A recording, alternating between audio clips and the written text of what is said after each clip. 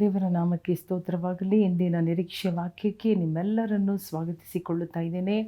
ಪ್ರಾರ್ಥನೆಯಲ್ಲಿ ಬಲ ಇದೆ, ಪ್ರಾರ್ಥನೆಯಲ್ಲಿ ಶಕ್ತಿ ಇದೆ, ಪ್ರಾರ್ಥನೆಯಲ್ಲಿ ಜಯವಿದೆ. ಇದೆಲ್ಲ ನಾವು ಮರೆಯಬಾರದು. ಎಷ್ಟೇ ದೊಡ್ಡ ಕಷ್ಟ, ಕಠಿಣವಾದ ಹಾದಿ, ತುಂಬ ಮೋಸವಾದ ಪರಿಸ್ಥಿತಿಯಲ್ಲಿ ನಾವಿದ್ದರೂ ಕೂಡ ಪ್ರಾರ್ಥನೆಯಲ್ಲಿ ಮಾತ್ರ ಶಕ್ತಿ ಇದೆ. ಮೊಣಕಾಲು ಊರುವಾಗ ದೇವರು ಎದ್ದು ನಿಂತುಕೊಳ್ಳುತ್ತಾರೆ, ಶತ್ರುಗಳು ಚದುರಿ ಹೋಗುತ್ತಾರೆ ಎಂಬ ಒಂದು ಸತ್ಯವನ್ನು ನಾವು ಮರೆಯಬಾರದು. ಪ್ರಾರ್ಥನೆಯನ್ನು ಎಡಬಿಡದೇ ಮಾಡಬೇಕು.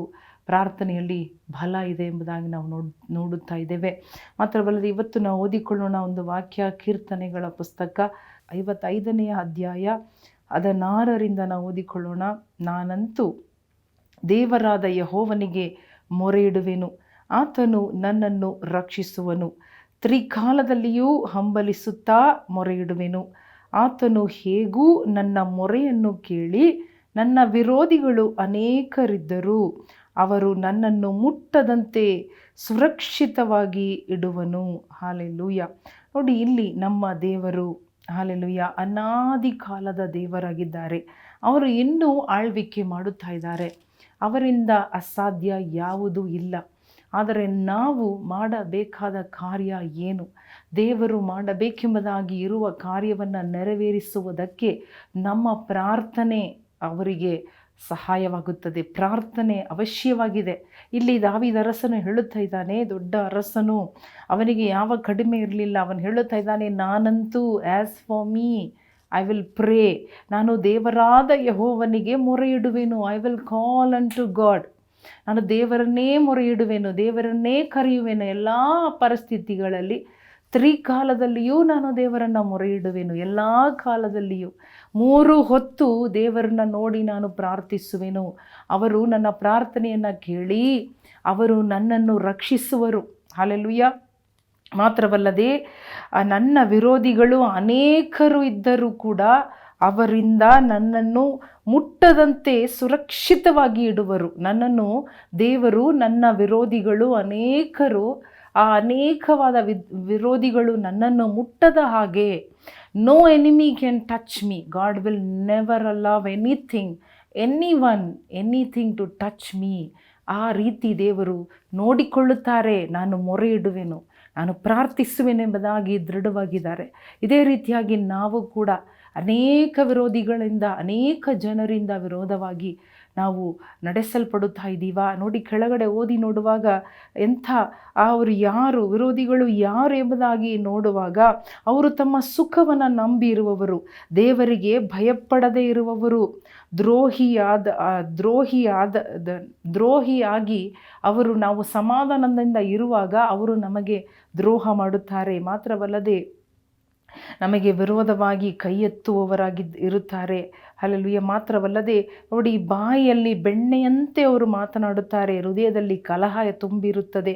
ಅವರ ನುಡಿಗಳು ಎಣ್ಣೆಗಿಂತ ನಯವಾಗಿದ್ದರೂ ಅವರು ಬಿಚ್ಚು ಕತ್ತಿಗಳು ಅವರ ಹೃದಯ ಎಂಬುದಾಗಿಂಥವರು ಅನೇಕರು ಇರುವಾಗ, ನಾವು ಒಳ್ಳೆಯದು ಮಾಡುವಾಗ ನಮಗೆ ಕೆಟ್ಟದ್ದು ಬರುವಾಗ, ನಮಗೆ ವಿರೋಧ ಬರುವಾಗ, ನಾವು ಸಮಾಧಾನಕ್ಕೆ ಕಾಲಿಡುವಾಗ ಅಸಮಾಧಾನಕ್ಕೆ ನಮಗೆ ವಿರೋಧವಾಗಿ ಬರುವಾಗ, ಎಲ್ಲರ ಕೈಯಿಂದ ದೇವರು ನಮ್ಮನ್ನು ಸುರಕ್ಷಿತವಾಗಿಡುತ್ತಾರೆ. ಹಲ್ಲೆಲೂಯಾ. ಅದಕ್ಕೋಸ್ಕರ ಪ್ರಾರ್ಥನೆಯನ್ನು ಬಿಡಬಾರದು. ಏನು ಬಿಟ್ಟರೂ ಪರವಾಗಿಲ್ಲ, ಏನು ಕಳಕೊಂಡರೂ ಪರವಾಗಿಲ್ಲ. ತ್ರಿಕಾಲದಲ್ಲಿ ಪ್ರಾರ್ಥಿಸಿರಿ, 3 ಹೊತ್ತು ಪ್ರಾರ್ಥಿಸಿರಿ, ಪ್ರಾರ್ಥನೆಯಲ್ಲಿಯೇ ಸಮಯ ಕಳೆಯಿರಿ. Don't give up to the devil or to the evil. ಸೋಲಿಗೆ ಬಿಡಬೇಡ್ರಿ. ಹಲ್ಲೆಲೂಯಾ. ಸೋತು ಹೋಗುವುದಕ್ಕೆ ಅವಕಾಶ ಕೊಡಬೇಡ್ರಿ. ಏನೇ ನಿಮ್ಮನ್ನು ವಿರೋಧವಾಗಿ ಬಂದರೂ ಪರವಾಗಿಲ್ಲ. ಒಳ್ಳೆಯದಕ್ಕೆ ಕೆಟ್ಟದ್ದು ಬರ್ಬೋದು, ನ್ಯಾಯಕ್ಕೆ ಅನ್ಯಾಯ ಬರ್ಬೋದು, ದ್ರೋಹ ಬರ್ಬೋದು. ಆದರೆ ನೀವು ಪ್ರಾರ್ಥನೆಯನ್ನು ಬಿಡಬೇಡ್ರಿ. ಖಂಡಿತ ಹಲ್ಲೆಲೂಯಾ ನಿಮಗೆ ಜಯವಿದೆ. ನೀವು ಸೋತು ಹೋಗುವುದಿಲ್ಲ. ಹಲ್ಲೆಲೂಯಾ. ಕಣ್ಣು ಮುಚ್ಚಿ ಪ್ರಾರ್ಥನೆ ಮಾಡೋಣ. ದೇವರ ವಾಕ್ಯಗಳಿಗೆ ಸ್ತೋತ್ರ ಹೇಳೋಣ. ದಾವೀದ ಅರಸನ ಒಂದು ಒಳ್ಳೆ ಮಾದರಿಯಾಗಿದ್ದಾರೆ.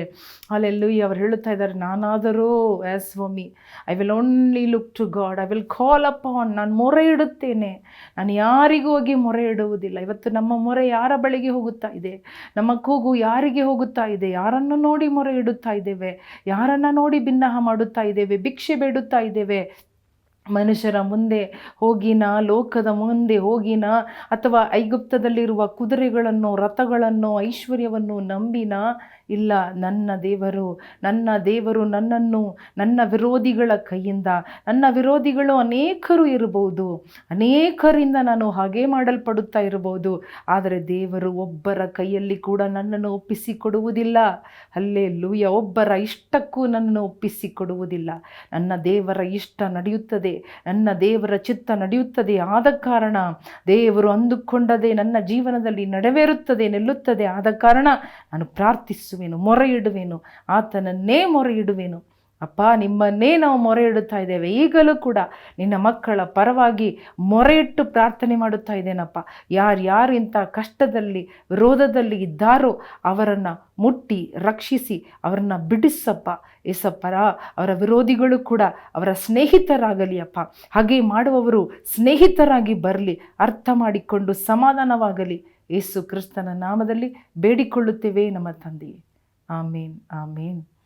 ಪ್ರಿಯ ಸಹೋದರಿಗಳೇ, ಸಹೋದರರೇ, ಈ ವಾಕ್ಯದ ಪ್ರಕಾರ ದಾವೀದನು ಹೇಳ್ತಾ ಇದ್ದಾನೆ, ನಾನಾದರೂ ದೇವರನ್ನು ಮೊರೆ ಇಡುತ್ತೇನೆ.